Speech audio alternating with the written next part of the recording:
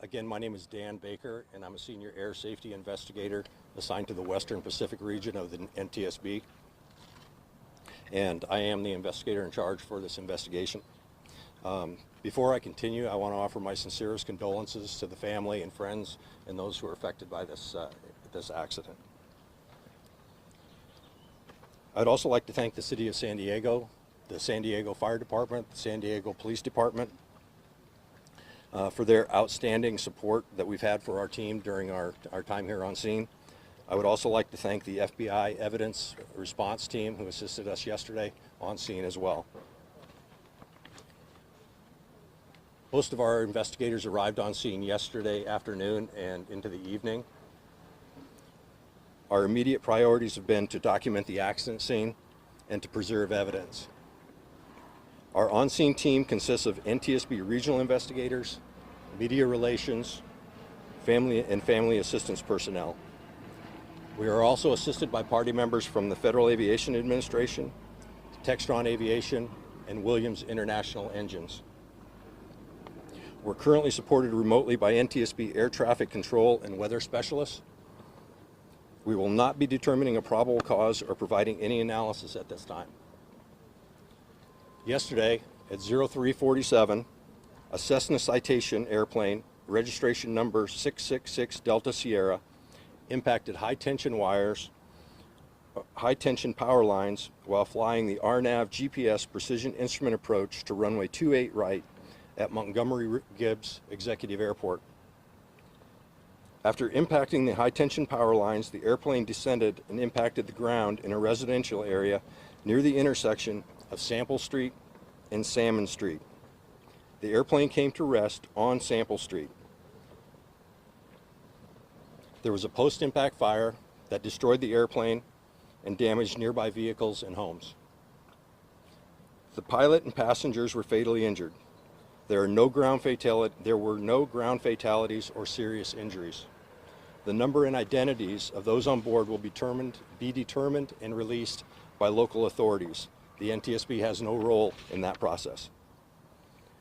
Our mission here is to gather the facts and evidence associated with this accident to determine a probable cause and make any necessary recommendations to improve aviation safety.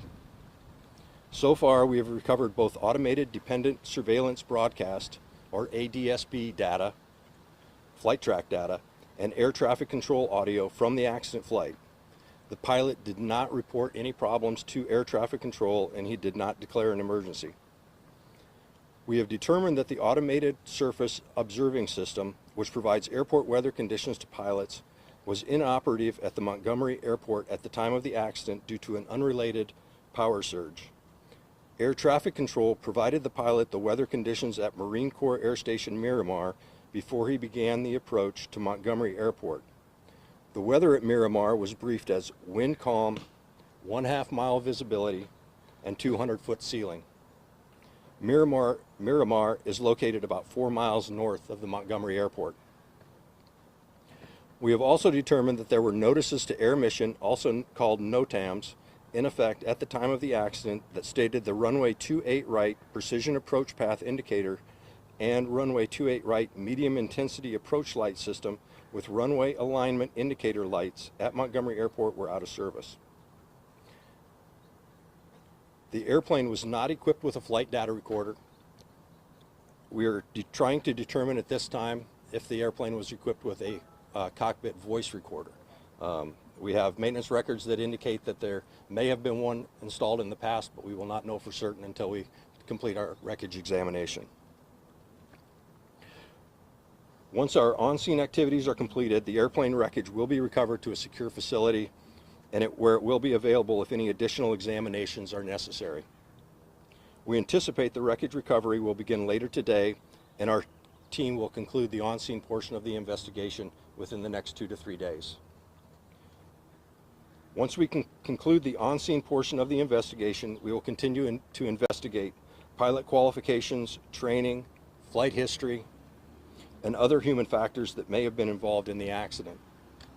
We will investigate the airplane's maintenance history and in-flight performance, and we will continue to investigate any other environmental issues that may have been a factor in the accident.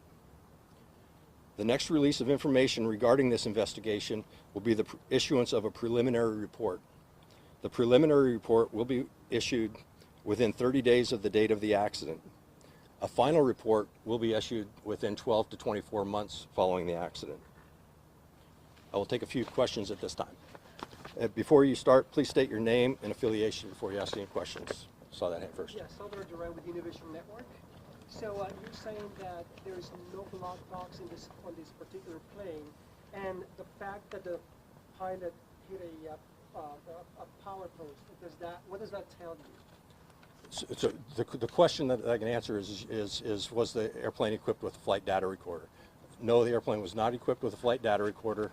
We're investigating whether it was equipped with a cockpit voice recorder. The engines may have a flight data recording capability called a FADEC on board, and we're waiting to verify that as well. Matthew Seedorf, Fox LA. Is it normal for an airport to have a non-working ASOS system? And then what kind of challenges would that make for pilots trying to land in weather? The question, is it common for an airport to have an ASOS or out of system or out of service? I can't speak to that. I don't know what the number of airports are that have one that's out of service, but it's not at every airport. But it is necessary to provide weather updates to the pilot at the facility through the normal reporting procedure. Does that make it more challenging for pilots to land if that's not working? It affects the pilot's decision making, not the pilot's decision or the pilot's performance in the airplane. Yeah. Over this side. David with the Channel 8 News here in San Diego. Did you say there were two systems that were out? And can you describe?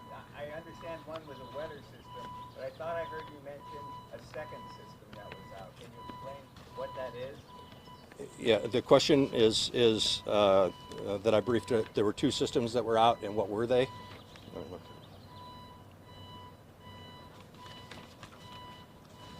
So there were notices to air mission, which is a notification system to pilots and aircrew, whether there's any important information that they need to pass on to the to aircrew about any restrictions or runway closures, various other things that may be happening at an airport or an air traffic control facility. And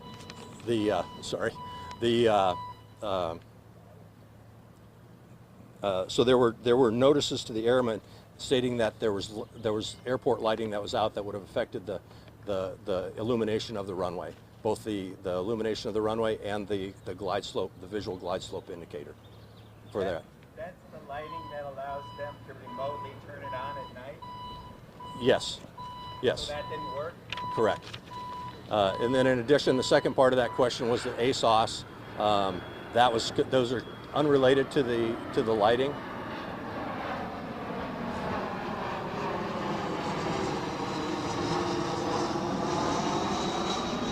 So the ASOS system, the weather reporting system, is unrelated to the lighting. It's a separate system, and that experienced some sort of a technical glitch prior to the accident. I don't know the exact time that took it offline, so it was not available at the airport. So the pilot and the air traffic control was relying on other sources to gather weather information in the area in order to make a decision to continue the approach.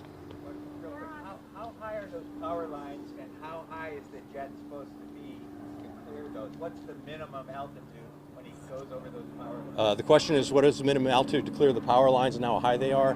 I have not received the measurements of that yet and done the calculations, so I can't answer that. I had another question over here.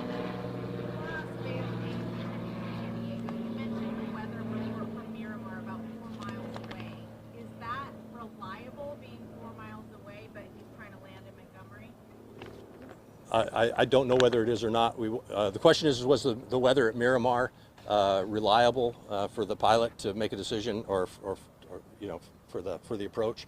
And right now, I don't know. That's going to need to be compared to the actual weather conditions to find out how close they are and whether that was. Was the pilot? Do we know if the pilot was warned about the fog, even though it came from Miramar? The audio that I've heard indicates that there was weather reports of what the visibility and the ceilings were at the time in the area. So, yeah. Two more questions. So I spoke with the National Weather Service. They said that they knew of the ASOS having issues May 20th, and that the FAA is responsible for maintaining the ASOS, but the FAA is also part of this investigation. So who oversees that part of the investigation? The question is who oversees the